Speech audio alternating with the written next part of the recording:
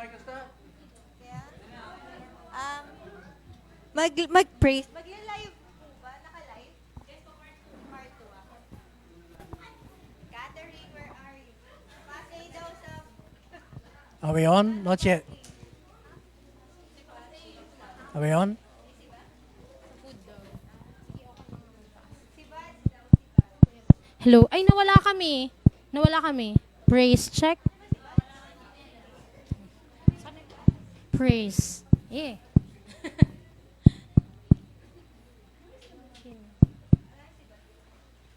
Okay, let's make a start. So I'm going to make it shorter, but I will give the notes to Pastora. She can fill in over the weeks. So part one is just foundation, which is why. Why do you need to be there?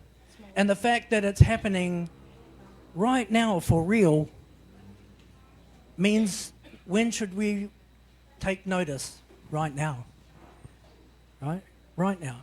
Ayan, okay. So yung part 1 daw po ay foundation and yung parang why, makita natin why do we need to be like yung small tree. Kasi nangyayari na daw po talaga yung mga nakasulat dun sa Bible. Nangyayari na siya ngayon. So, kailan pa daw ba natin yun matitake notice? Kung di ngayon na rin. So, kaya yan, may part 2 po tayo. Yeah. So, we saw that God was not impressed by their size, by the number of people. God is never impressed by outward appearance. He's only interested in who you really are inside. Right? So I'll tell you a secret, because God talks to me. Right now in this room, there are many people, especially young people, who don't like how they look, who are shy, who are awkward, who don't think they can be loved, who are influenced by the world that only looks at your outside. Right? The worst case is like K-pop. It's all about the image, right? But who are those girls inside? Who is BTS at home when they're at home with their mother, right? You don't know. You only see, right? So lesson number 5, God is not ever moved by your outward appearance, including if you are like the church at Sardis that appears to be very religious, but inwardly you are very worldly. Okay? Revelation 21. When the kingdom comes, there is no more death, no more tears, no more crying, no more pain, no more illness, no more rejection, no more not fitting in. Why? Because everything, that means everyone, is made new. Jesus presents his bride to the Father without blemish, without spot. You will all be perfect. You will never be jealous of anyone. There will be no one to be jealous of, because you will all be perfect. Yun. So, si Lord daw ay never na na-impress sa appearance ng tao, sa itsura or sa panlabas, pero laging nakatingin sa heart, si Lord, kung ano talaga yung kalalagayan natin. And, yun nga, especially daw, nakikita niya dito marami sa atin, especially sa mga kabataan daw po, na conscious ba sa kanilang panlabas na anyo. Kasi, nagiging mahiyain, ayan, mahiyain sila, awkward, kapag hindi maganda yung outward appearance na yung mukha, kasi parang ganun sa society natin, di ba? Pag maganda ka, dun ka tanggap, pero kapag hindi, hindi ka naka-in sa kanila. So si Lord daw ay hindi namumove sa mga bagay na yan. Hindi niya tinitingnan kung ano yung itsura natin, pero lagi siyang nakatingin sa puso natin. Kaya yun yung lesson number 4. Lesson number 4, hindi daw namumove si Lord. Yan, sa mga itsura natin, kung ano yung panlabas nating anyo, pero kung ano yung nakikita sa atin. At the same time, ganun din daw, kapag ka ikaw ay mukhang religious, mukhang banal lang, pero yung totoo, di ba, sa Church of Sardis, yung totoo, patay naman talaga yung loob natin. So kahit na attend tayo ng church, pero patay naman talaga yung loob natin, hindi napiplease or hindi namumove si Lord sa mga ganong bagay. I just did a funeral. Sorry. I just did a funeral of a young man, he's 40. When he was 15, he and his brother were both announced to be terminally ill. They had a condition that meant all the muscles in their bodies would slowly shrink, including the muscles that allowed them to breathe. And the doctor said to their parents, they will not make it to 20. You have to get ready, they will die. They both got saved, and the parents. And the doctors were wrong. Even though they were physically broken, they had to spend their lives connected to a machine that did the breathing for them. But because they couldn't leave bed, they became expert in computers. And from their bed, they designed the lighting, the sound, everything for church. They automated everything in church. Their church is the most smart church, right? Because that's what their service they could do for the Lord from their bed. And one brother died last year at 41, so 21 years more, right? The second brother just died. But the testimony of both was Revelation 21. They did not care that if you met them, you think, oh, I'm sorry for you. And they would be like, stop. Don't judge me by what you see, outward appearance. Inwardly, I'm rich. Inwardly, I'm secure. It's just this package is broken. But I'm getting a new one.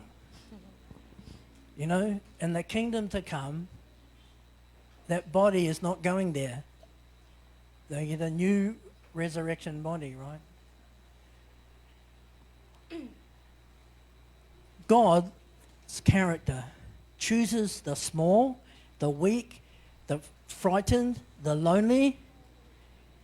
If you want to sit where Jesus is sitting in this church, find someone who is insecure, find someone who's lonely, find someone who doesn't think that the church will ever really accept them.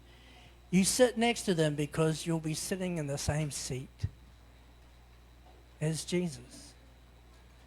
If you're a note taker, Matthew 9, right? Not part of the lesson today, but I shared it on Facebook yesterday or the day before, Matthew 9, right? We are to remember that everyone is useless. Paul, the great apostle, says, apart from him, I can do how much? Nothing. You know, Paul says, oh, I do the things I hate, and I hate the things I do. Who can deliver me from this body of death? He was wrestling with his own sin to the day he died. Right? We have to understand there are no heroes in God's family. You know? We are all equally useless apart from him. Amen. That is how he equalizes us. But church, I'll let you summarize in a second. Yeah. But church is very bad. I'm not talking about this church necessarily, but church in general. Church is very bad for being more like K-pop than God. You know, if you're good looking or if you can play the guitar, you'll get like special treatment. But if you're just a regular person, there's a seat for you at the back. Many churches like that, right? It makes God very, very angry. He chooses the weak and the foolish things to show his greatness, right? That's the next lesson.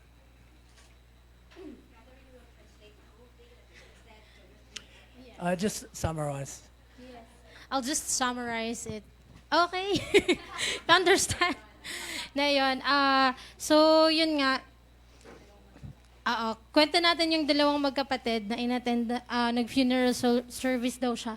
Drink water first. Yes, ma'am. Yun nga. So, by the age of 15 daw, na-diagnose yung dalawang magkapatid na yon na terminally ill na sila and mag-prepare for the rest kasi yung mga muscles nila ay nagsishrink na, gano'n. So, yun yung sabi ng doktor. Pero mali daw yung doktor kasi na-save yung dalawang bata na yon, including their family, at na-extend yung life nila ng 21 years more. At nakakatuwa kasi di ba nakahiga lang sila kasi nga muscles nila, maraming nakatube sa nila. Dahil daw nakahiga lang sila, ang ginagawa nila, nagko-computer lang sila. Kaya ang ginawa nila, in-automate nila lahat sa church. So yun yung naging ministry ba nila, naging heart nila is yung i-automate lahat ng nasa church. And kapag daw pinuntahan mo sila, ang sasabihin nila sa'yo, pag, kawawa ka naman kasi naging ganyan ka, sasabihin nila sa'yo, no, hindi siya kawawa kasi rich siya sa puso niya. Mayaman sila inside at secure sila inside kasi alam nila na uuwi sila kay Lord. At pagdating ni Lord, yung sinabi nga sa Revelations 21 verse 4, lahat tayo magkakaroon ng perfect bodies, 'di ba? Wala na yung mga illness, lahat ay perfect. And yun nga, even yung mga apostles daw, kasi nga, yun yung sabi ni Pastor Warwick, si Lord, pinipili niya yung mga mahihina, yung mga foolish things of this world para ipakita yung greatness niya. At kung gusto mo daw maupo sa tabi ni Jesus, maupo ka sa tabi ng mga mukhang mahina, mga insecure, ayan, yung parang yung mga mukhang parang regular lang kasi yun, nandun si Jesus sa mga ganung tao kasi yun nga yung ginagamit ni Jesus. And yun pa, kagaya ng sabi niya, wag tayong yung parang K-pop na yung appearance lang, yung inaayos, di ba? Yung pinapresent mo yung appearance lang. Pero yun nga, kagaya ng mga hindi pumipili si Lord based sa ganun. Pero yun nga, yung kung ikaw man ay weak, ayan, even yung mga disciples daw, di ba? Yun yung characteristic nila. Even si Apostol Pablo, pero still, nakita yung greatness ng Lord sa buhay nila. Ano pa ba? Ayan, yun pa. Sabi doon, wala daw heroes, walang mga superhero. 'Di ba? Lahat daw tayo, paano daw tayo nagiging equal sa mata ng Diyos? Kasi lahat tayo walang magagawa apart from God. So walang superhero, nangyayari lang lahat ng yon dahil pagkasama natin ang Diyos. Yun. So, wag daw tayong masyado magpadala sa mga appearance natin or what. Pero yung heart po talaga. So the same as for the whole church, remember the small tree, is the same for the individuals in the church. It's not what you appear to be, it's who you really are that God looks at. We take a water break. Sorry. That's all right. Ayan. So yung mga small tree daw po na yon, it represent yung bawat isa sa atin din. So si Lord hindi siya nagkikita sa appearance nga, hindi siya tumitingin sa appearance ng bawat isa sa atin. Though kahit na mukhang small tayo, pero yung heart natin yung tinitingnan ni Lord. Who has read the book of Ecclesiastes? Sino daw po nakabasa ng book ng Ecclesiastes? Mga Ecclesi- ngaral? Ecclesiastes. See, no hands.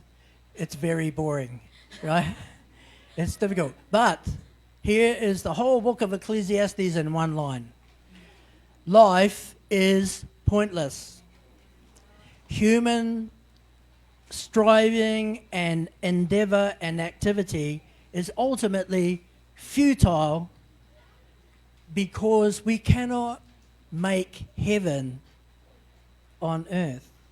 We cannot fix what is beyond fixing, which is this world. We call it salvation because God is saving us out of what is otherwise doomed. Right? The whole book of Ecclesiastes is summarized by life in terms of human, just human activity. It's a waste of time.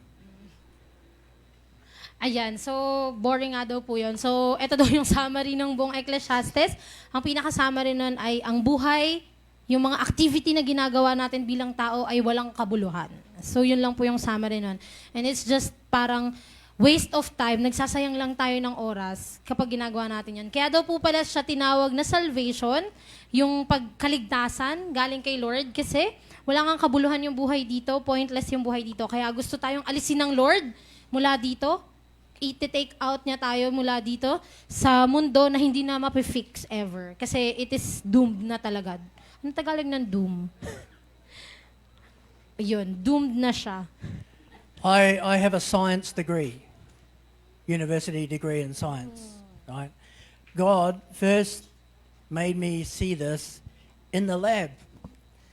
I had to look after a biology experiment. And in New Zealand, we call them fruit flies. In the evening, there's those tiny little, I don't know what. Gamo-gamo, like gamo-gamo. We call that gamo-gamo. Yeah. So imagine like the size of a glass aquarium for fish, and inside was just those, and I had to put food in there, fruit, because the biology students had to count how many, right? Because they were seeing how long did they live and then die and then reproduce, like that. The fruit fly gets born, eats something, has sex, has another fruit fly, and just 7 days later is dead. Achieves nothing. Useless, futile. That is humanity. Unsaved humanity, with its computers and its jets and its skyscrapers, ultimately they are my fruit flies in the aquarium. Everything they do, and then they just die. They can't take it with them. Those people will be forgotten after a while, like they never lived. You see? That is what God is saving you from. That hopeless, pointless, meaningless, you strive and strive to achieve, and just in time to die. That is what God is saving us from. Amen. Yun nga daw po, so science, meron daw po siyang science degree, and dun sa lab, meron silang parang in-experiment, yung mga fruit flies daw yung tawag sa kanila. Baka nik-nik yun sa atin, or gamo-gamo nga pag... Ayan. So, yung buhay daw ng gamo-gamo na yun ay, or yung mga nik-nik na fruit flies, ipapanganak sila, tapos kakain sila, tapos magre-reproduce sila, tapos after 7 days, mamamatay na sila. So, ang pinakita ng Lord sa kanya, ganun yung buhay ng humanity. Pointless, futile, walang kabuluhan. At kaya tayo gustong iligtas ng Diyos sa mga ganun. Kahit daw sobrang ang gaganda, di ba, may mga skyscrapers pa, may mga jets, at kung ano-ano pa, mga bagay na ina-achieve or gusto nating i-achieve. Pero lahat naman daw tayo ay mamamatay. At hindi naman natin madadala yon pag namatay tayo. Kaya doon tayo gustong iligtas ng Diyos sa ganoong klase ng buhay na pointless or hopeless. Yung nagtatrabaho lang tayo, ganyan. Tapos mamamatay ka din naman, di ba? Yan, doon tayo gustong iligtas ng Diyos.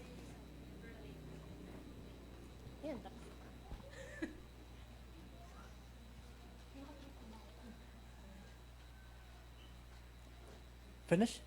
Yes. I can never tell. You know, with Tagalog, it's so long. Like this long English, and then this long. Yes. So I have to wait and thinking, is it done? One day we can all speak Hebrew in heaven, right? So we'll be fine. Ooh. So, church.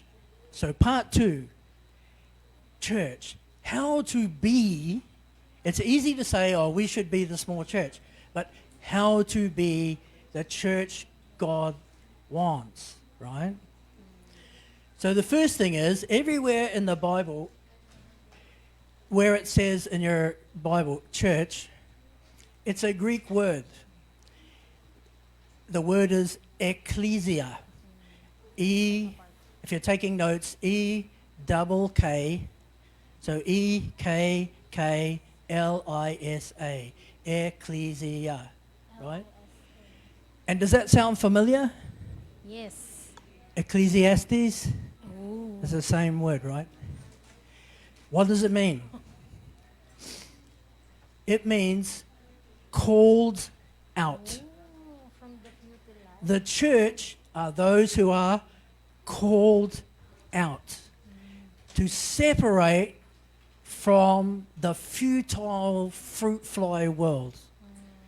You know, to not stay joined to what is doomed. The church is just the people God calls out, right? So lesson number, what are we up to? 5, 5.5, something. Next lesson is you, not the building, not the organization, not pastora, not the leadership. You are the church because you are the called out ones.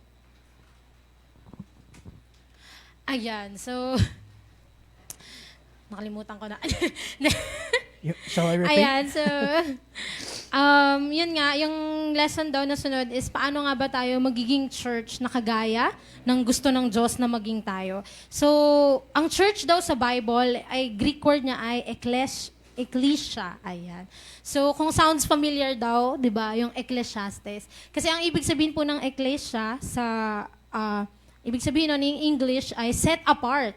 So, kaya pala siya ecclesia kasi called out or set apart. Called out, gusto tayong alisin ng Lord doon sa futile life. Di ba yung Ecclesiastes, yung summary nun, yung life is pointless nga. Life is hopeless, ganyan. At doon tayo gustong alisin ng Panginoon. Kaya tayo ay tinawag na church. Yan. Ayan. So, yun po tayo. Yung church, hindi yung building, hindi itong building na ito, or hindi si pastora, di ba? Hindi yung organization, pero ikaw yun, yung church. How many ecclesia, how many church is there in the world? Do you need a bribe? If you get it right, you can have this. May suhol daw, bribe. We'll ask one of the young ones. Can you count? Can you start to count? Ask. Just start counting. Just start counting. Kung Out sino daw loud. po makahula, kung ilang ecclesia mayroon sa buong mundo. Who can count? Put your hand up. Can you count? Yes, you can. Just start counting. Out loud. Ready? Start. Bilang ka daw, 1, Start 2, from 0. Up. Easy, right? 1. There's only one body of Christ. There's only one ecclesia. You and every other person that God has called out in the Philippines, in Korea, in Antarctica, or wherever, collectively, you are the single church. Right? You are the single body of Christ. Ayan, so isa lang daw po, 'di ba pinabibilang niya gaano daw kadami yung ecclesia. So isa lang. Isang church at yun yung buong body of Christ. So lahat daw ng tinawag ng Diyos, called out, kahit nasang parte man ng mundo, collectively isang church lang tayo dahil 'di ba yung church nga is the body of Christ. Called out to what? Tinawag daw para saan? So, can we have 2 Corinthians 5 verse 14? Yeah. Okay. This is the whole ministry of the church. The whole ministry. Now, everything is from God who reconciled us to himself. Let's start with that bit. You want to do it in Tagalog? Or? Can you read it?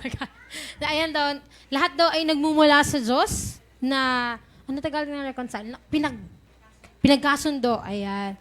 Na pinagkasundo tayo sa Kanya sa pamamagitan ni Kristo. At binigay din daw po sa atin yung ganong ministry. Yung, Sin, according to Isaiah, sin separates us from God. Reconciliation is the opposite of separation. Sin separates you. Reconciliation is you being joined again to God. Right? so, di ba daw po, yung kasalanan, yan yung naglalayo sa atin sa Diyos. Pero yung reconciliation naman ay kabaligtaran ng kasalanan or ng separation na ma-join tayo ulit, makakasama natin ulit ang Diyos. Yun yung reconciliation. To be reconciled, something has to happen about your sin that caused you to be separated. When you become a Christian, the blood of Jesus cleanses you from all sins. You are redeemed, meaning your debt is paid. God no longer sees the sin anymore, so that you may be, he may recover you. You may be joined again as his child, not separated anymore. Amen. Ayan. So, para daw ma-reconcile tayo sa Diyos, kasi di ba yung sin, yung kasalanan, yun yung naglalayo sa atin sa Diyos. So, dapat daw may gawin para mawala yung kasalanan sa atin. Kasi pag may kasalanan pa rin tayo, hindi tayo mare-reconcile sa Diyos. So, kailangan mawala yung kasalanan. Ano daw yung ginawa ng Diyos? Through Jesus Christ, tayo ay niredeem, tinubos, naalis yung kasalanan natin. Sa pamamagitan ni Kristo, hindi na nakikita ng Diyos yung kasalanan sa atin. At dahil doon, tayo ay mare-reconcile na muli sa Panginoon. So he did that for you. What is our ministry? What will we do for him? He gave us the ministry of reconciliation. So yun daw yung ginawa ng Diyos para sa atin. Yung na-reconcile niya tayo, di ba, kay Father God, sa Diyos. So ano daw naman yung ministry natin? Ano naman yung gagawin natin in return? Binigyan niya tayo nung ministry na reconciliation. Yung ganun din yung gawin para sa iba. That means you have to look for sinners. You know? God says to love those who hate you. Seek the good of those who do bad to you. Why? Because their sin separates them from him and he wants them back.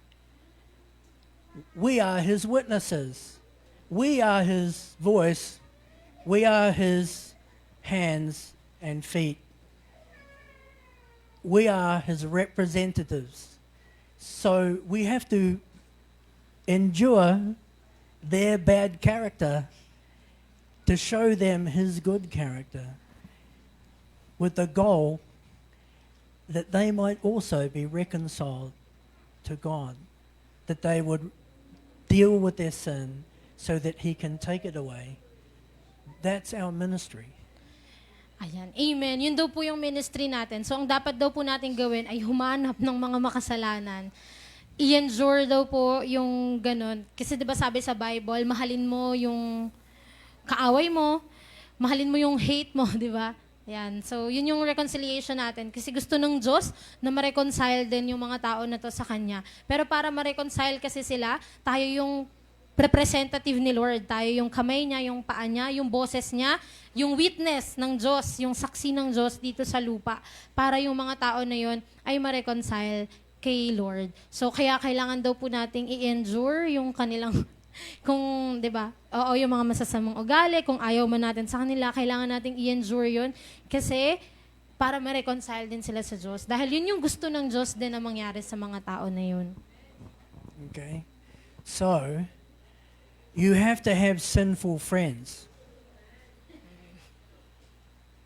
I bet you do already. Right? We cannot hide.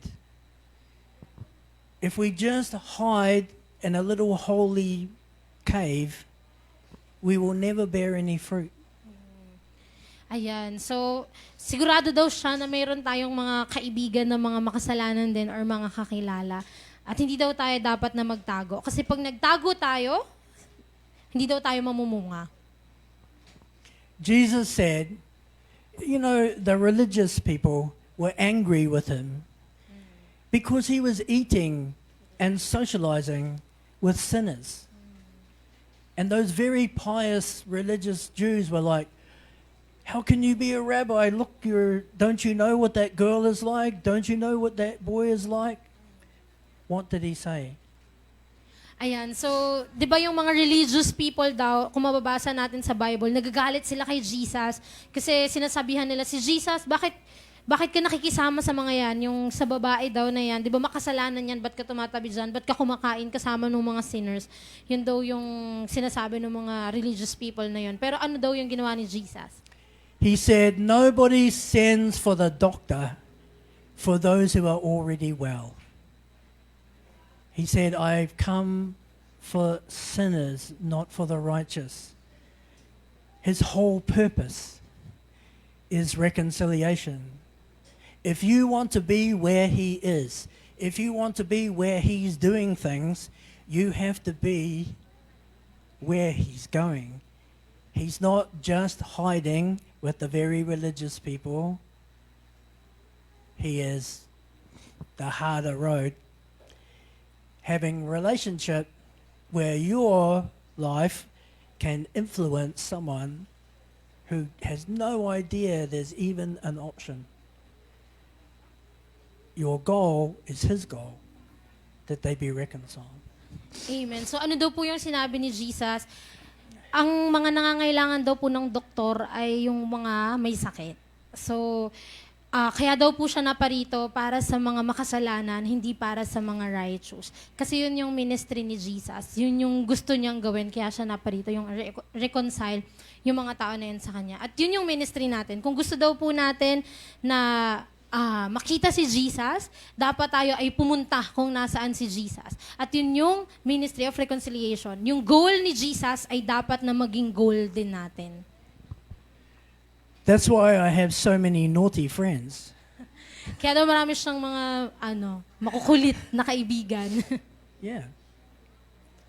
Now, we come to the main part of the message of, this is the first and the most important thing that he impressed on me. So, Ayan. So, ito daw yung pinaka-importante, the most pinaka-importanteng ni-reveal ng Lord sa kanya. motivation. Ayan. Motivation. We won't read it just for time, but if you're a note taker, then we would. 1 Samuel 16 verse 7.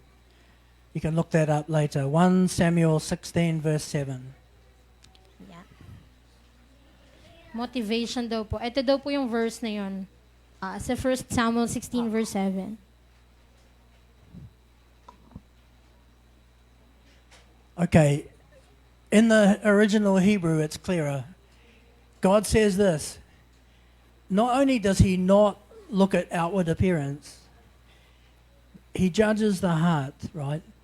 He says, I judge the thought and the motivation of the heart. motivation, what drives you, your goal, is everything. It separates the disciples from the merely religious. Okay, ayan. Sa Hebrew word daw po, mas malinaw. Kasi ang yung sinabi daw sa Hebrew translation talaga, God judges the thoughts and the motivation. Yun. So, yung motivation daw po, ano ba yung nagtutulak sa atin na para gawin yung isang bagay. So, yun daw po yung naghiwalay sa mga disciples. Kung ano yung motivation nila, ba't nila ginagawa yan sa ibang mga other religious na tao. Ayun. God always confirms the truth by sending two witnesses. Every truth has to be established by at least two witnesses, right? So when I'm writing the message, it's always hard. You're like, oh, Lord, is this right? Is this right? You know, is it really what you're saying? Huh? So this was the most important part of the message. So, of course, this is the part I'm wrestling. Lord, are you sure? Is this it? You know? It's because if I'm wrong, if I have to come back and correct it, it's only 7,000 kilometers to my house. Okay? So, God sent me Joy. Are you there, Joy? Where is she? Ah, there. God sent me Joy, and there she is. Joy was just going to share something happened for her, but it's the second witness. When I heard it, I'm like, okay, Lord. Okay? So listen to what she says, and then I'll explain. In Tagalog. Oh yeah, in Tagalog's fine. I already know, so yeah, in Tagalog is fine. Yeah, so it was my devotion. Kung makikita niyo po sa Facebook, may pinost ako na video about my devotion. And it was found in Numbers 27:12 to 17. Pero kinuha ko yung 15 to 17. And then, while doing that devotion, God convicted me. And then I felt really guilty not to follow Him at that moment. So, sinabi niya sa akin, because after that devotion, I didn't finish that devotion. Until now, I didn't finish that devotion. And then because He leaves me a question, and He is asking, if there is no reward, will you still obey me? Will you still love me? Will you still follow me? If there is no reward. And then I paused. I didn't continue my devotion and I cried. Because it's like God make me transparent. So I saw myself at that moment, like, I have a motive. That's why I'm following Him. I have a lot of things I wanted to do. Like, ayun, meron ako mga bagay na gustong gawin. And, yun, may mga times na ang nag-motivate pala sa akin kung bakit ko ginagawa yung paglilingkod at yung pagsunod sa Panginoon is because I know that there is a reward. And the reward that I am looking is actually here on earth. Earthly things. Yung devotion po kasi na yun, it's about the life of Moses. Yun yung time na sinabi sa kanya ng Lord na dadalhin aakyat ka sa Mount Abarim and there you will see the promised land. After you see it, you will die. And then ang sabi ni Moses nung time na yon, nagsabi siya sa Lord, the Lord, you know what's in everyone's heart. He said like that. And he said, appoint one leader for Israel so they will finish the battle. So makakarating sila doon sa promised land. And it's like, nashock ako doon sa sinabi ni Moses kasi sa dami ng sacrifices niya, ginawa niyang pagsunod niya sa Panginoon, hindi yon naging dahilan para magreklamo siya na, Lord, ang dami kong ginawa para sa'yo, sinunod kita, lahat ng sinabi mo ginawa ko, oo, nagkasala ako, lahat, pero bakit hindi ko man lang makikita yon? And then God revealed to me na because Moses knows what is his reward. And ang reward niya talaga ay ang Diyos mismo. Hindi niya reward yung mundo, hindi niya reward yung kung ano yung nakikita natin dito. Hindi niya reward yung fame, hindi niya reward yung makapunta sa promised land kasi merong mas better, merong mas greater dun sa promised land. And that is Christ alone. That is God. That is in heaven. So I feel like when God said that after you see the promised land, the land of Canaan, you will die, I feel like Moses was happy. He was joyful nung time na yon. Kasi it's like he fulfilled yung purpose niya. And yun, so nag-motivate sa akin na sundin ko yung Panginoon, not because with or without a reward, kahit walang reward, I will follow Him, I will obey Him, I will love Him, because I love Him. Not because meron akong matatanggap, not because magkakaroon ako ng magandang trabaho, not because mapopromote ako, not because magkakaroon ako ng magandang pamilya. No, I will follow Him, I will obey Him, I will love Him, because I love Him and I want to be with Him in the end. Amen. Amen.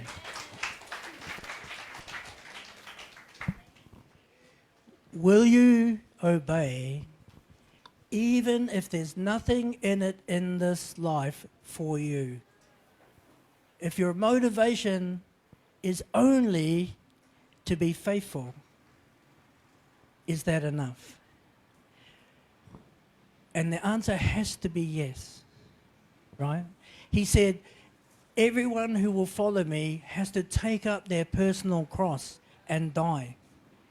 You have to put your earthly nature to death, which just means you have to prioritize what matters. You still have to eat and have a house and, but it has to die as your motivation. The things that motivate unsaved people have to go to the back. God knows you still need food, you still need money, all that stuff, right? But they can't be what you're striving for. Because if they are, it means you're still not called out, you're still attached to the world. He wants you to make Him your prize. Right? You can just summarize. Yes. Ayun, so sabi nga niya, susunod pa daw ba tayo kay Lord kung wala ka namang magiging reward dito sa mundo? And yung tanging motivation mo lang talaga ay maging faithful ka hanggang sa wakas. Susunod ka pa din ba kay Lord? So kasi daw yung mga nagmo-motivate daw kasi sa mga unsaved people ay yung mga ganong bagay, yung mga ini-strive natin dito sa mundo. Pero ano nga yung sabi niya?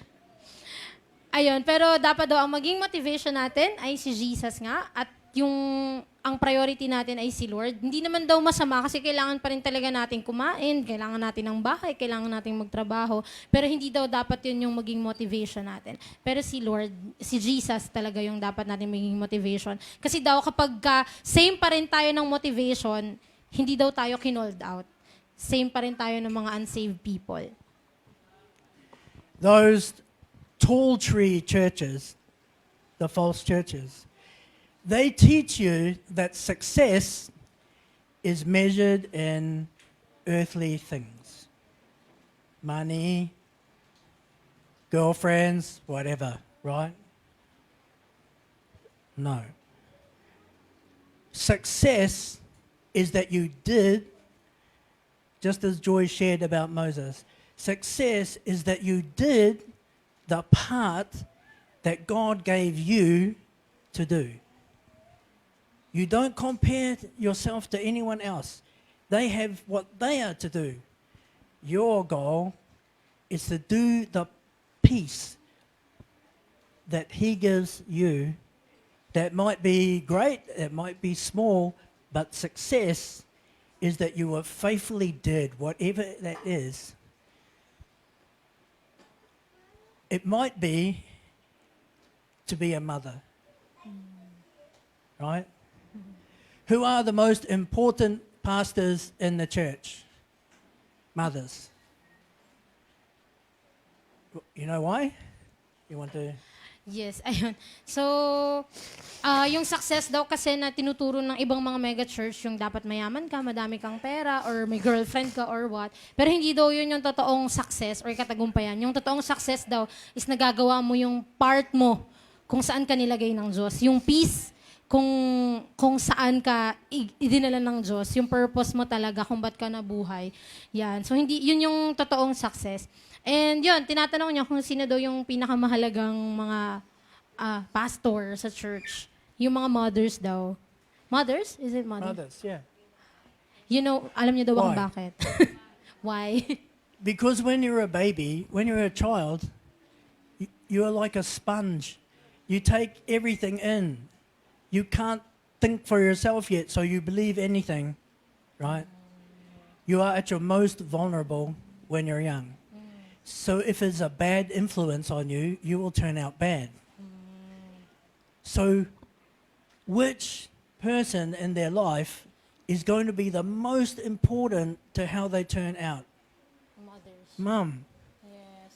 No one spends more time with them when they're small than mother. Right? So you all know that God prefers male leadership in the church, and he says to women should teach their children at home, right? And lots of girls I know say, oh, what? Why can't I be the pastor? And I always remind them, you don't want the premier job? You don't want the most important pastor job in the church? Because that's what that scripture means. He leaves church to the men, but he gives the important job to the woman. Do you understand? Your future church members, how they will be, depends on the quality of your mothering. Right. Everyone is a pastor. Do you know that? Everyone is a pastor? Yeah. Really? Yan. Lahat daw po ay pastor. Alam niyo po ba yun? Ayan. Okay, so yun nga daw po, yung pinaka-importanting pastor ay yung mga nanay. Kasi daw po, pagka yung mga baby ay bagong panganak, sila ay mga parang sponge na i-accept lang lahat ng sasabihin natin, lahat ng gagawin natin, ginagaya lang yan ng mga bata. So, kaya kapag good influence, paglaki niyan, good yung bata. Pero kapag bad influence yung nai-impart ng mga nanay, yun, alam na natin yun. So, ganun daw po yung nangyayari. So, marami daw nagsasabi na hindi pwede maging pastor ang mga babae, pero pwede po pala kasi yun yung sabi sa scripture na dapat turuan ang mga bata sa bahay. So, yung church leadership, iniiwan daw yan sa mga man, pero yung most important job daw ay nasa mga woman. Kasi sila yung nagpapalaki ng mga anak and yung mga magiging future na church member ay nasa kamay ng mga nanay. Yeah?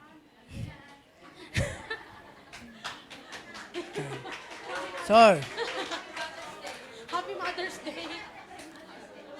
so now just a side note just for Roa, right? Because your pastor's a woman, she has a problem. Because she has to be pastor of the church, and she has to be pastor of Shekinah, and she has to be the wife, right?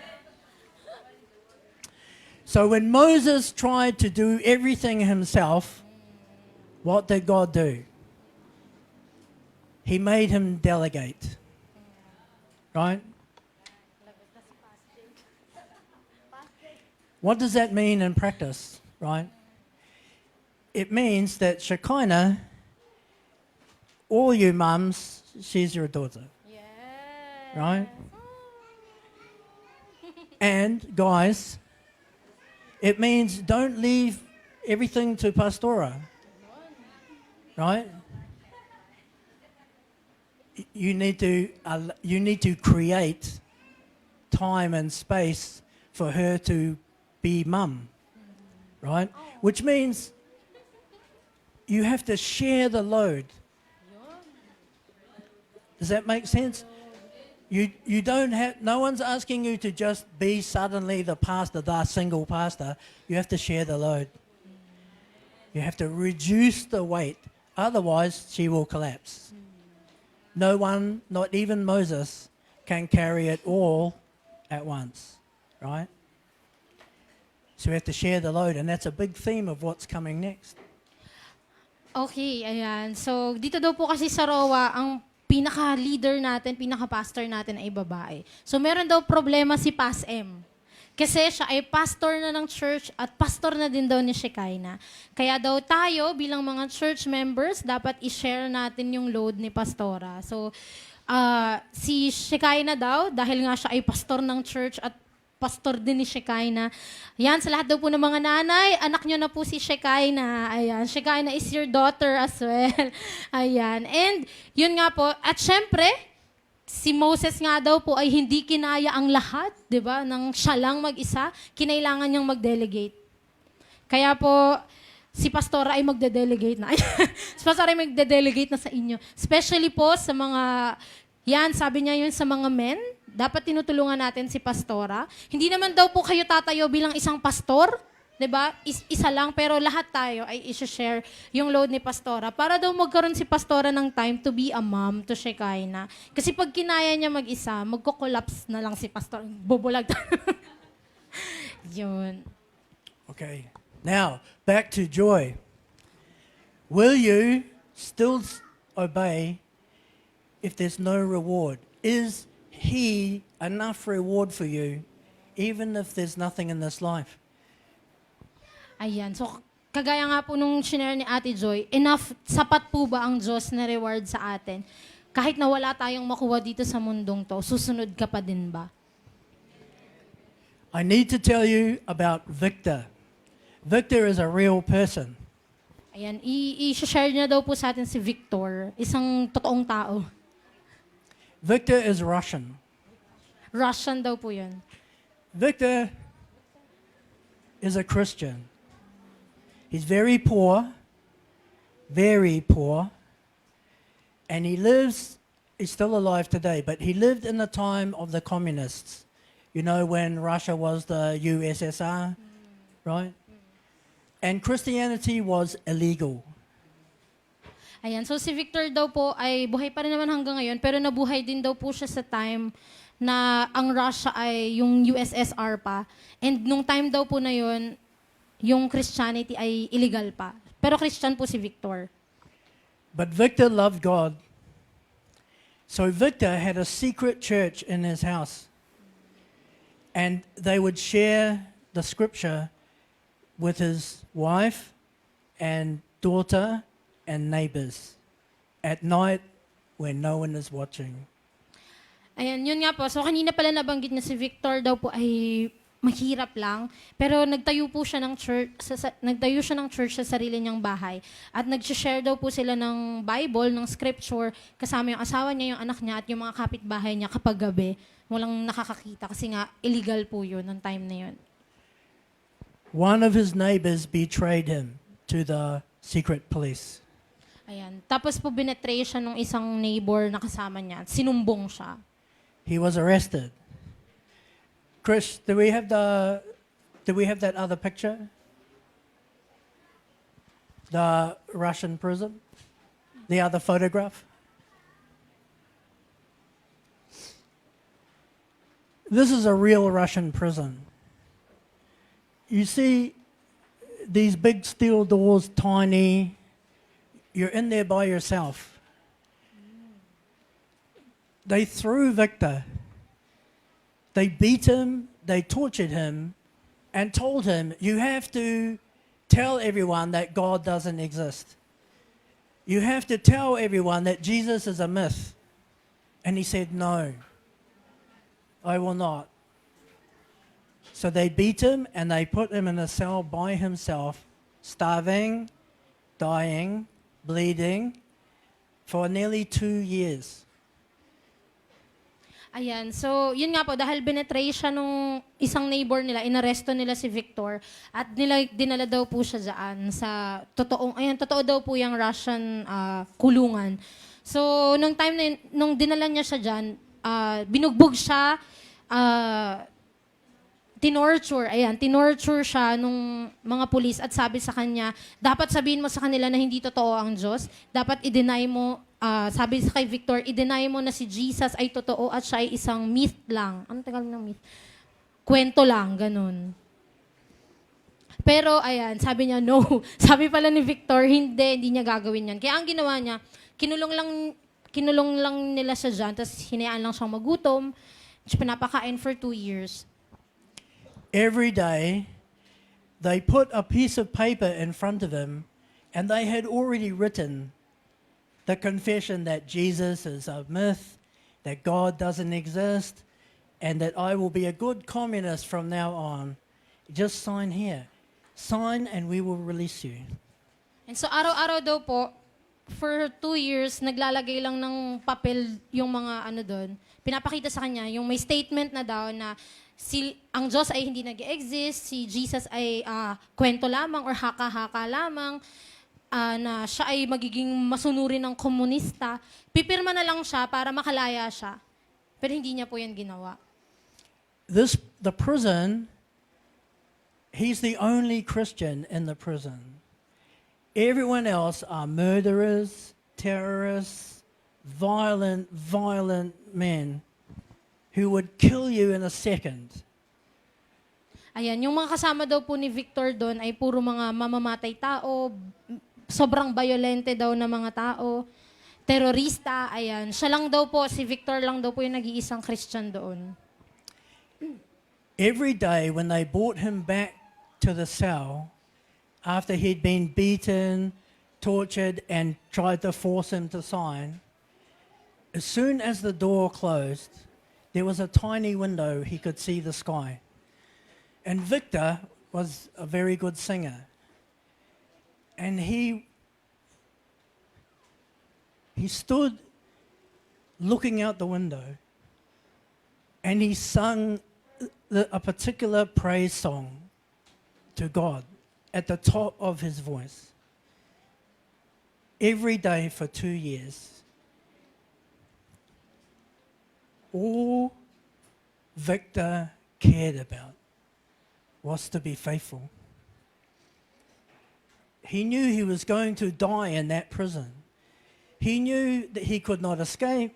Sooner or later, they would hit him too hard and he would die. He wasn't bothered. What mattered to him, it's like Joy shared, was to be real, to be faithful.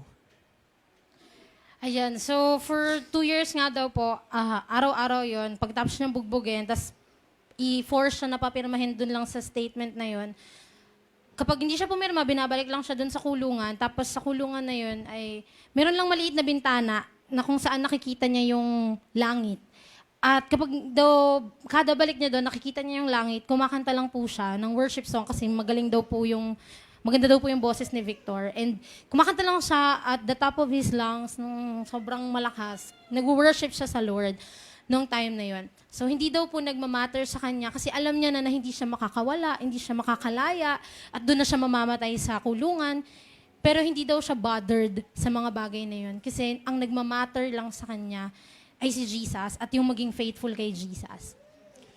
Whenever he sang, all of those violent prisoners would bang on the door and be yelling, be quiet, shut up, you crazy religious person. So it's only Victor. The whole prison would be shouting, shut up about that God. Right? So, sa 2 years daw po na yun, di ba, lagi siyang kumakanta. Tapos, syempre, ang kumakanta siya, lahat ng mga violent man na kasama niya, hinahampas daw yung mga kulungan, yung pinto ng kulungan. Tumigil ka na, manahimik ka na. Yan, lahat po sila, kasi nga nag-iisa lang po siyang Christian doon. One day, they opened the door, but they didn't come and get him. They just left the door open. And then they dragged the dead body of a woman wearing the dress of Victor's wife past the door. It wasn't his wife. It was just some woman that died. But they dressed her in and they said to him, oh, because you did not sign, we have killed your wife. Because you would not let go of your God, you've killed your wife. Now sign. Ayun, then one time daw po, binuksan lang nila yung prison door, tapos meron silang dinala na bangkay ng babae na suot yung damit ng asawa niya, ni Victor. Sabi niya, sabi daw nung mga nandun, nung humuli sa kanya, dahil hindi ka pumirma, eto yung asawa mo, pinatay na namin. Pero hindi naman daw po yun yung asawa niya. Ano lang siya, someone na namatay, tapos sinuutan lang nila. Pero yun po yung sabi sa kanya. Dahil hindi ka pumirma, eto pinatay na namin yung asawa mong babae. So, not only did he have nothing to look forward to, now he thinks he has lost the only person in the world, right? And they say, just sign and we will let you go out and look after your child. And he said, no, I will not. So they said, that's it, we're going to shoot you. And they tied his hands, and they would regularly shoot prisoners. They tied his hands and they led him out. And the whole prison passed the word around. They're going to shoot Victor. Ayan, so yun nga po, dahil sabi niya pumirma, pero hindi pa rin po pumirma si Victor, kahit na parang tingin niya yung kaisa-isang tao na lang, na nilulook forward niya, wala na, hindi pa rin siya pumirma. Sabi niya, no pa din. Kaya ang sabi daw sa kanya, sige, babarilin ka na lang namin. So nung nilabas na siya, tinali daw siya. So nalaman ng mga tao na babarilin na siya. So, yun. What do you think God did for his faithful servant? What do you think? Did he get shot? What do you think? Remember, everyone else in the prison is really violent, really sinful, right? When the word went around the other prisoners, they're going to shoot Victor. True story. All of those men, all of those wicked men, came and stood at the door to their cells. And at the top of their voice, I want to cry. They all sang Victor's song. They all swapped sides. The whole prison. What do you think the guards did? The guards were terrified. Ayan, so di ba nga po nalaman na nung buong prison, lahat ng mga nakakulong doon na babaril na si Victor. Tapos ano daw po yung ginawa ng mga prisoner? Kasi di ba kumakanta siya palagi, araw-araw, 2 years. Tapos daw ang ginawa daw ng mga prisoner na yun, kinanta din nila yung kinakanta ni Victor palagi. So, yun, nag-worship yung mga prison. And ano daw sa tingin niyo yung ginawa ng Diyos? I might need the whole roll. Carry on. Ayan, so, yun nga, nung lahat daw sila, natakot daw yung mga guard. Natakot yung mga guardia. Kasi nga, yung mga prison, kinakanta na rin yung kanta ni Victor. Yun, and, yun nga, sabi niya, anong sa tingin niyo yung gagawin ng Diyos sa kanyang faithful servant? The guards and the management of the prison were terrified because they thought there would be a riot. They thought all of these super dangerous prisoners will kill them because they were going to shoot Victor. And they could not believe all of these men were singing Victor's song to God. Ayun, kasi di ba po yung kung kanina, yung mga tao talaga doon ay mga terorista, mamamatay tao na talagang kapag hinayaan mo makawala ng 1 segundo, mamamatay ka na lang bigla. Kaya sobrang natakot daw yung management ng prison and yung mga guards kasi natakot sila na magkaroon ng riot dahil nga sobrang dangerous, mga mapanganib na tao yung nandun. At nagulat sila kasi nga yung mga tao na yun, kinakanta na yung kanta ni Victor. Biruin mo, mga ano yun mga nasa kulungan talaga, tas mga mamamatay tao and sobrang mga dangerous na tao pero kumakanta ng worship song para sa Diyos. Yeah. So they came to Victor and they said, untie him, throw him out of the prison, Get him out before there is a riot. He didn't die. They opened the door and said, go out. Go back to your wife. That wasn't your wife. Your wife is at home. Did it end there? No. A couple of months later, the whole communist system collapsed. Collapsed. The communists thought that they had eliminated Christianity. Within a week of the communist system collapsing, the Russian churches all reopened, and there were millions of secret Christians. Millions. Victor was only motivated by faithfulness. But God was not slow to reward. Amen. Amen? Hindi ko na matranslate. De, ayun nga. So, ano po yung nangyari after nun? Parang yung mga, kasi natakot nga yung mga guards kasi baka magkaroon ng riot. So, ano yung ginawa nila? Binuksan na yung pinto. Tapos pinakawalan na nila si Victor. Sabi niya, umuwi ka na.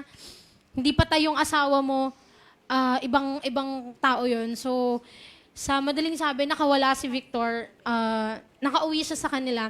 And couple of months ago after makauwi ng pangyayari na yun, after I'm just gonna mangyari finish up nun, with the last couple nag-collapse yung communist.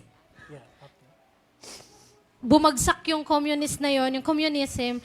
And akala daw nila na-eliminate na, akala nung mga communist party na-eliminate na nila lahat ng Christian. Pero 1 week lang daw nung bumagsak yung communism na yon, nag-reopen daw lahat ng churches. At million pala yung mga Christian nung time na yun. Akala nila nawala yon. And si Victor daw, ang gusto niya lang ay maging faithful kay Lord. Wala siyang ibang motivation. Ang gusto niya lang ay maging faithful sa Lord. Ayun. Okay. So, you can... Tissue? Yeah. Let's share. Let's share. Let's share. So we know that's God's message. He sent another witness. He doesn't want you to be motivated by earthly things. There is a reward. Revelation 21 tells us just a little sneak preview, a little bit about it, but it's not even the whole, right? He is in charge, even over the communists and the prison and the guys with the guns, right? Church is a marriage, right? Learning about Christian marriage teaches you about how to be the small tree. Who is the husband in this marriage? Jesus. He's the groom. We're the bride, right? But everything God taught about marriage between people is actually telling us about the relationship He wants with the ecclesia, the called out ones. So I'm going to get some volunteers. And, see, I thought the first person that looks away is volunteering. So welcome world famous in Bulacan, Julie Pearl. Julie Pearl, go. By the way, you're the bride, so this is practice. And we need a guy. Do you want to pick one? Who is he? We need a boy volunteer. Boy daw, boy. Any? Which one's looking down first? Brother, come. Sino ba ito? Si Roniel. Yeah. How's this? Did I pick good? Did I pick well? Okay, now, we're going to look at a bad marriage with these, and then we're going to see a Christian marriage, which is the reflection of what a good church works like. So first, can you understand me a bit? So you might need to translate for him. You can understand me, right? A bit? Okay. Translate for both. Okay. So in the beginning, God made, welcome Adam. Yan. Huh? Si Adan. Adam. Right? God made Adam. And take this. Oh no, the whole thing. Explain the whole thing. Just hold it. Oops. There is no Eve. Only Adam. Adam is the complete reflection of God in his image. Okay, ayan daw. So, nung una nga, di ba, kinreate daw ni Lord si Adam. At wala pa si Eve. And si Adam, yung complete representation of God. Siya yung kompletong ni Lord, image. But God said it was not good for him to be alone. He said, I will make him a helpmate. God made Adam from the dust of the earth. Ayan, so pero sabi ng Diyos, hindi daw magandang 'di ba na si Adam ay mag-isa? Alone, kaya daw kailangan niya ng makakatulong. Si Adam daw ay saan ginawa? Sa dust, sa alikabok. That's what Adam means. Adam means earth. Yun daw yung ibig sabihin ng Adam, earth. But when he made Eve, he did not make her from the earth. He made her out of Adam. He took some of Adam away to make Eve. Okay, so nung ginawa si Eve, hindi daw siya ginawa ng Diyos, di ba, mula din sa alikabok, kagaya ng pagkagawa niya kay Adan. So ang ginawa ng Diyos, kumuha siya ng part mula kay Adan para gawin si Eve. So if this bowl represents being full, complete, now he's less. He's not complete anymore because God took something away to make her. So his bowl is not full. That's why every man never feels complete without a partner. We never feel like we're fully there on our own. It's God's design. Your bowl is a bit empty, only half full. You want to? Ayan. So, kaya daw ito nagre-represent ng completeness, di ba, nung ginawa si Adan.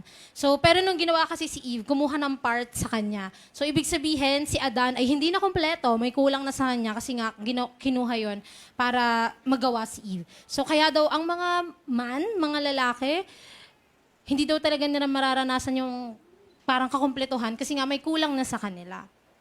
Yun. Eve has the same problem. She isn't complete either because she's just made of part of Adam. Her bowl isn't full either. And ganun din daw si Eve. May problema din siya kasi hindi din siya buo. Kasi yung hawak niya ay part lang ng kinuha kay Adan. So hindi niya siya complete. Let's demonstrate a bad marriage. Ayan. So tingnan daw natin yung bad marriage. You have to translate as we go, okay, for their sake. So, God always brings the woman to the man. Ayan. So lagi daw dinadala ng Diyos ang mga babae sa mga lalaki. So Julie will see him first. Ayun. Nakita daw ni Julie. Oh, go Julie. If it's wrong, if it's like the world, this is what she will think. She will look in here. Oh, it's empty. It's only a bit full. And then she'll look at him. Oh, he has what I want. I want what's in his bowl. Ayan. So kung sa world daw, ganito daw yung gagawin ni Julie. Titingnan niya yung bowl niya. ano lang, kulang to, half empty to. So, tapos nakita niya nga daw si Ada. Ayan, nakita niya si Roniel. Makikita niya yung bowl niya. Meron siya nung gusto ko. Ayan, pag nakita niya yung bowl niya. Boys' turn. Now he will see, oh, my bowl's a bit empty, but she has what I'm missing. I want what's in her bowl. Ayan. So, ganun din daw siya. Nung nakita niya si Julie, nakita niya rin yung bowl niya na, ay, empty rin to, kulang yung bowl ko. Tapos nakita niya, nandun sa kanya yung parang nawawala sa akin. Yun. The attraction will be selfish. The attraction will be about wanting what's in the other person's bowl to make you feel full. Ayan. So, Right. yung attraction daw, ay iba. Kasi ang gusto lang, yung mapuno nila yung kanya-kanya nilang bowl. Okay, Selfish. now selfish. Now we are going to play a game. Maglalaro daw tayo. We're going to demonstrate what a bad marriage looks like. So, translate. So, hold the bowl with one hand. Are you left-handed? Yeah, you want just so that it doesn't move. Put them close. Like that, that's all right. Now, remember, you're trying to get what's in his bowl, and you're trying to get what's in her bowl. You want to translate? Di ba ikaw, gusto mong kuhanan mo sa kanya is ikaw din. Gusto mong kuhanan yung lollipop na. Yeah. The only rule is you're only allowed to get one at a time. You're not allowed to grab, right? Just one at a time, fast as you can go, right? But you're doing the same time. Let's see who's more successful. Okay. Who yung can time us? Who has a digital or something? What do you think? Here. Like 20 seconds? 15 seconds. 15 seconds. We'll have a So, 15. kayo, kukunin mo yung kanya, tapos kukunin niya yung sa'yo. Kuhanan mo. Yeah. So you can only take one at a time, but you can go as fast as you like. Pero pabilisan. And you're doing the same. Ayan. Okay? Okay. So to make it easy, you're always going to take from this side and you're always going to take from that side. So you're not punching each other in the middle. Dito ka daw, be. Ikaw dito. Parang, 15 seconds. ganun. Hindi kayo Okay. 15 seconds. So are you ready for the 15-second long marriage of these two? Because it's a bad marriage. Ready? You can start us. Say when. Okay. It's 1, 2, 3, go!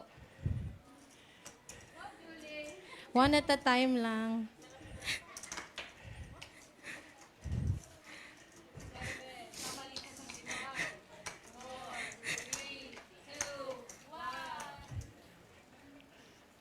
Wow. You two are really balanced, you know. Maybe we hit on something. What's the result? Is it full? How about here? Is it full? So many marriages are a competition to see who can take off the other person faster. You understand? You don't have a helpmate, you have a competitor. Right? You have a competitor. Do you want to see a Christian marriage? We just saw one. Right? I was being kind to my little sis, otherwise it would be her standing here. Right? So, how many people in a Christian marriage? How many people in a Christian marriage? Should be 3. 3. Couldn't you translate for her so she knows the question?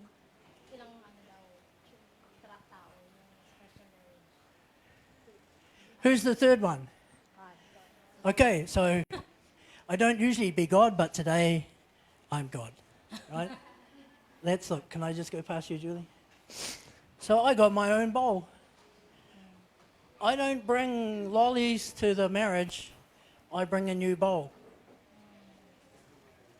In Krisha and Julius's vows, right?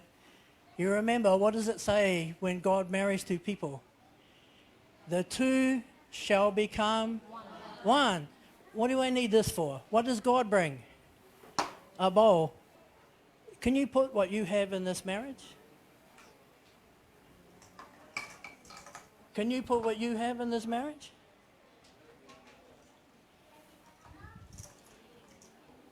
What do we have now? Full. Usually, I didn't count very well, usually overflowing. Church is a marriage. You don't come to church for what you can get. You come to church for what you can add to the mutual bowl. When you pay tithes, you're not paying for the good of the building. You're paying for the good of everyone. Amen. You are contributing a piece to a bigger thing. That's a marriage. You bring not just Julie. Can I come to your wedding? Just tell me when. Just tell me when, okay? I'll be there. Don't worry. So the woman, all of you, you bring what the woman brings because that's missing from the man. You bring it not to him, you bring it to the marriage. He brings what's missing from you. Guys, you bring what the man has to the marriage only as a cooperation, not a competition. So choose your partner carefully. Is this someone who's going to have the same goal, the same motivation like Victor, who's not with you out of selfishness? He's with you to join forces in something bigger. That something bigger is your marriage, but when it's all of us, the something bigger is the ecclesia, the church. Does that make sense? Okay, you can sit. Thank you so much. Thank you so much. Thank you. Ayan.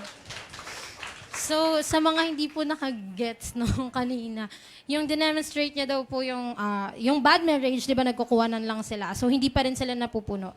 Pero kapag kasi daw sa Christian marriage, laging tatlo. So, nandun si Lord. At dala ni Lord yung empty na bowl. Tapos, tayo pala bilang church kasi, di ba? So, bilang iglesia, tayo yung bride. Tayo yung bride ni Christ, di ba? So, pag ganun pala, hindi kung ano yung, pag pala pumupunta tayo sa church, hindi tayo dapat pumupunta dito para ano yung makuha ko, ano yung makuha ko dito sa church na to. Pero, dapat, ang mindset pala natin, pag pumupunta tayo ng church, ano yung kaya kong i-add, ano yung kaya kong i-contribute dito sa church. So, kapag doon nagtatights tayo, hindi tayo nagtatights para lang sa building or kung ano man, pero para sa lahat yun. Nagko-contribute tayo. At yung marriage nga ay hindi siya competition, pero yun daw po ay cooperation. Yun. So for the sake of time, we won't go through it, but all of you will have read 1 Corinthians 12. 1 Corinthians 12, especially verse 12 to 20. 1 Corinthians 12:20. To 20, yeah. Yeah. But really the whole of 1 Corinthians 12. Read it once you're home, you can study. Opo, basahin niyo daw po yung buong 1 Corinthians 12.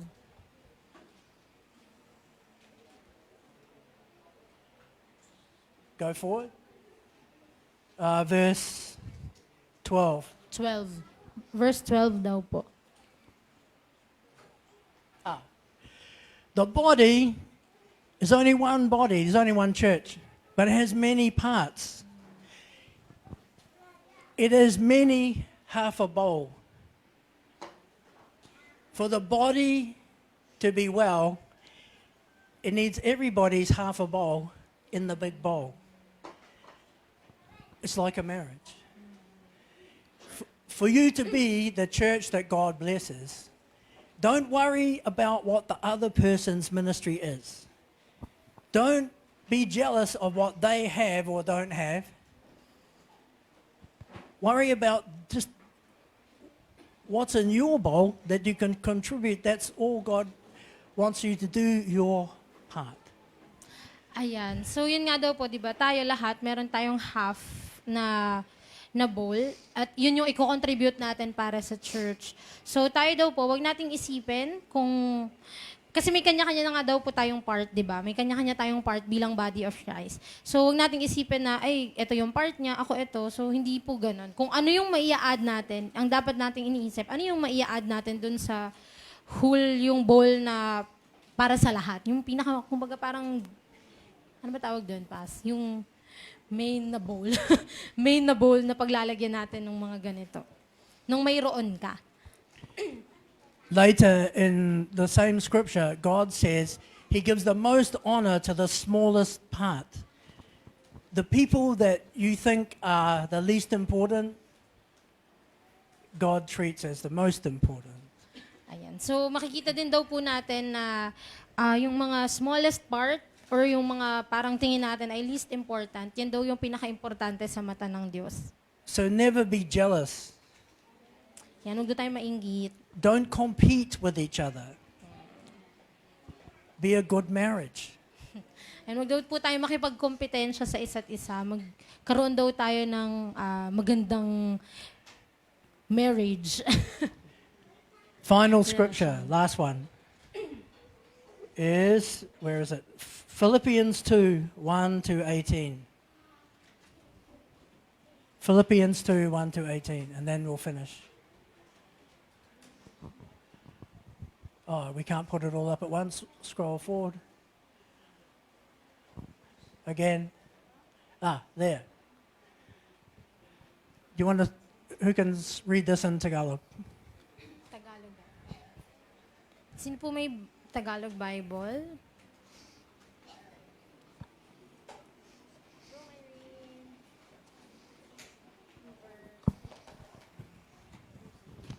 Pilipos 2 verse 3. Huwag kayong gumawa ng anuman dahil sa pansariling layunin o pagyayabang. Sa halip bilang tanda ng pagpapakumbaba, ituring ninyong higit ang iba kaysa inyong mga sarili. Remember God's message confirmed through joy, motivation. Will you just do what's right because it is right? Will you serve me selflessly, not selfishly? Because he says here, don't do anything out of selfish ambition. Do everything for the good of the other person, like in a good marriage. Then you will be blessed, and the whole body will be blessed. Ayan. So, kagaya nga daw po ng message sa atin, which is yung motivation. So, ano daw po ba yung motivation natin? Gagawin daw po ba natin yun dahil yun ay tama? Or dahil may iba tayong mga motive sa puso natin? Or, gagawin ba natin yun kasi maglilingkod pa rin ba tayo kay Lord ng selflessly? Or ang gagawin natin ay magiging makasarili tayo? Kagaya daw po ng sinabi dun sa scripture, huwag tayong gagawa ng ibang bagay ng, ano yun? Out of competition. Pero kung ano yung may tutulong natin as a whole. Kasi daw yung good ng isa ay good ng buong katawan. So, there should be no jealousy. There should be no gossip. You should treat the person the world might think is the least as the most important. If someone comes into you and they're very hurt, very damaged, very weak,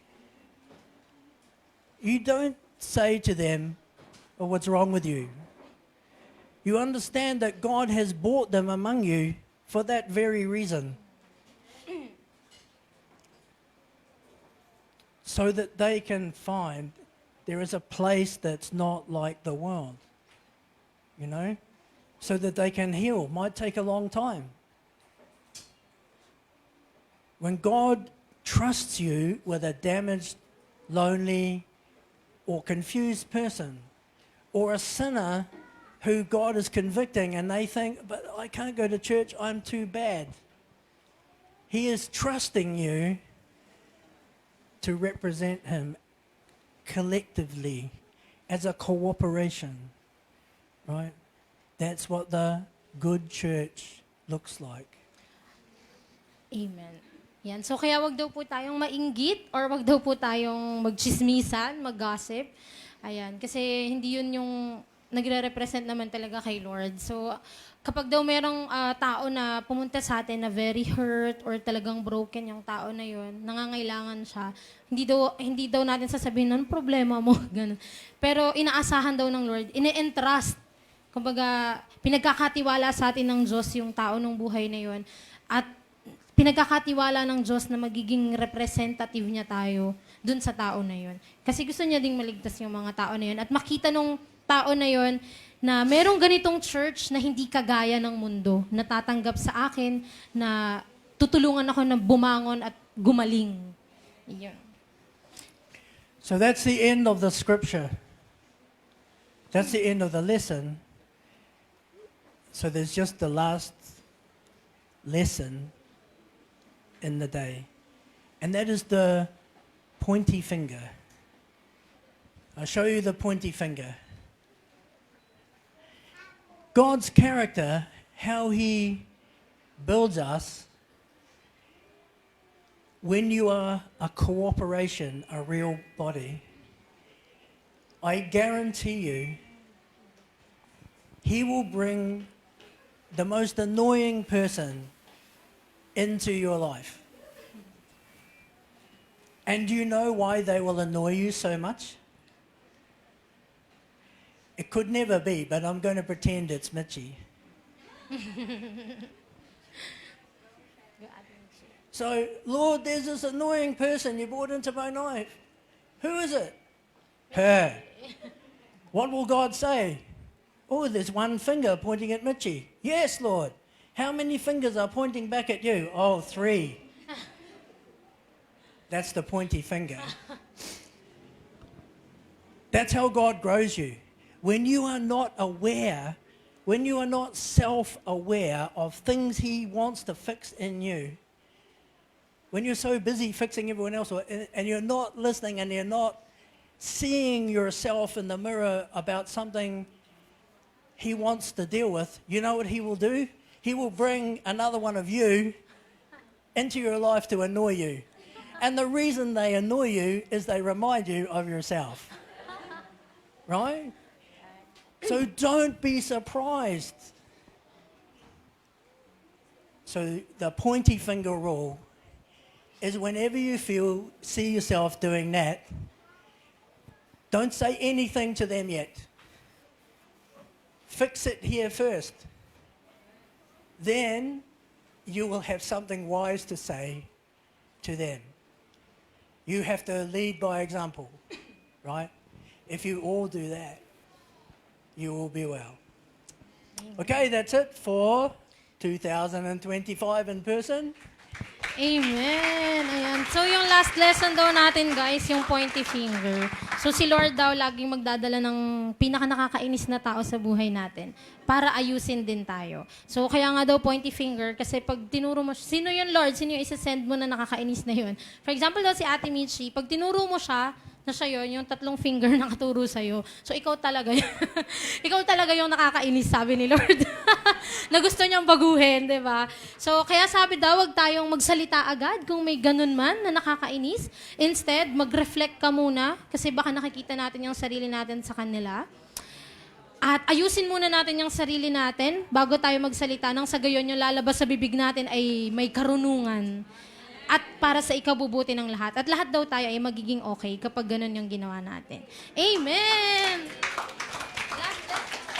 Amen. Ano ba? Nakasya ba sa lahat? Nakasya ba yung sa lahat? Okay. Can I say just one last thing? It's thank you very much, Salamat. Because it's so hard to sit a long time, right? But like I say, if I forget to tell you something, it's 7,000 kilometers to come back. So thank you for your patience.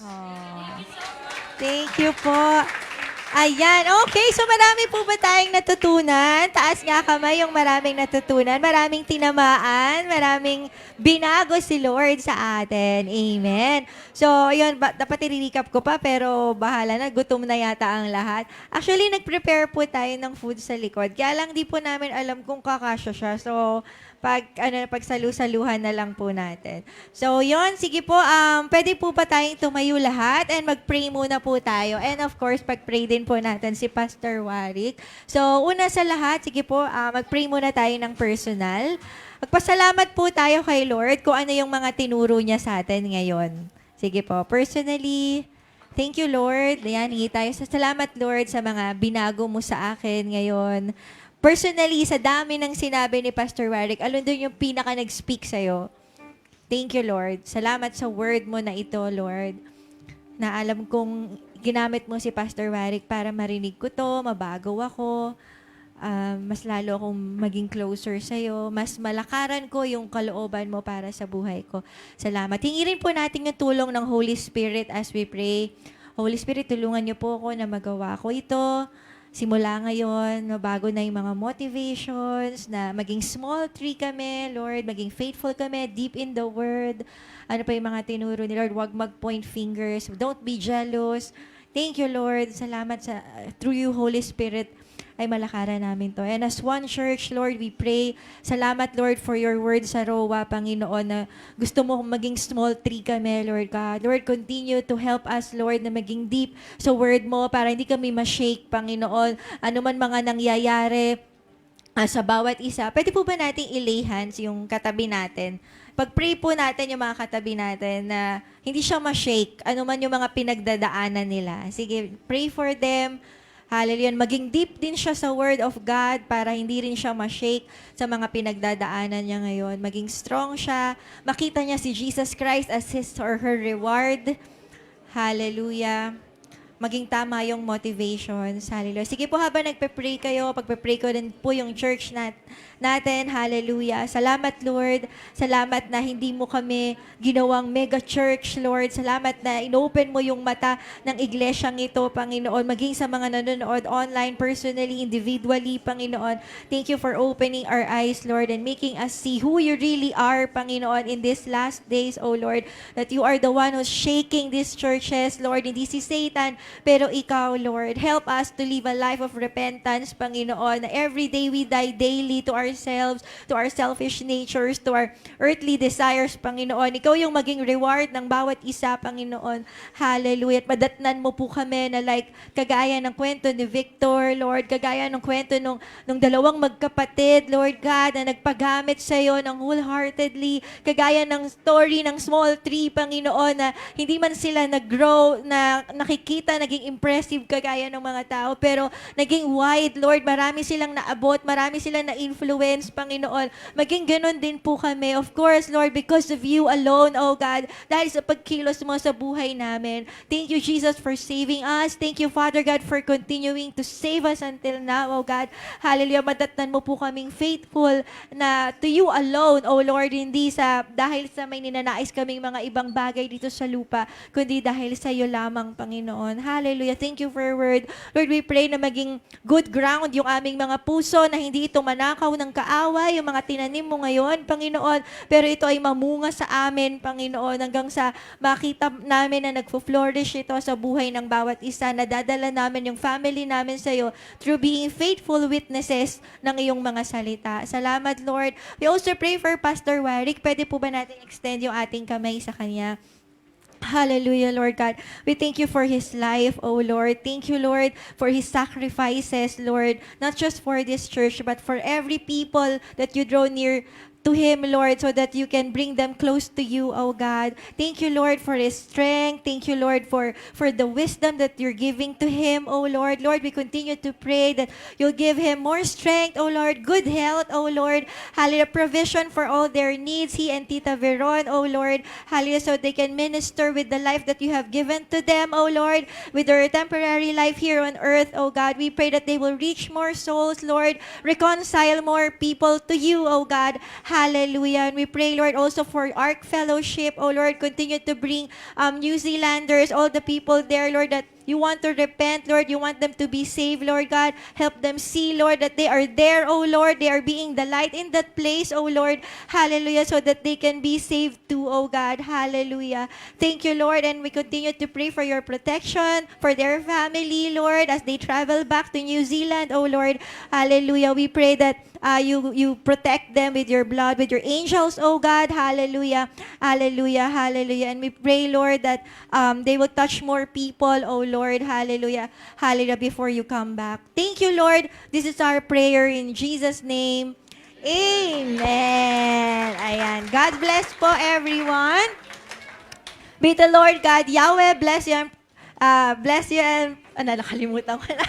Bless you and keep you. Make His face shine upon you and be gracious to you. Leave His countenance upon you and give you shalom at ang pag-ibig ng Diyos at ang kapayapaang nagmumula kay Heso Kristo at ang pakikiisa ng banal na Espiritu ay sumaating lahat at ang lahat ay magsabi ng Amen!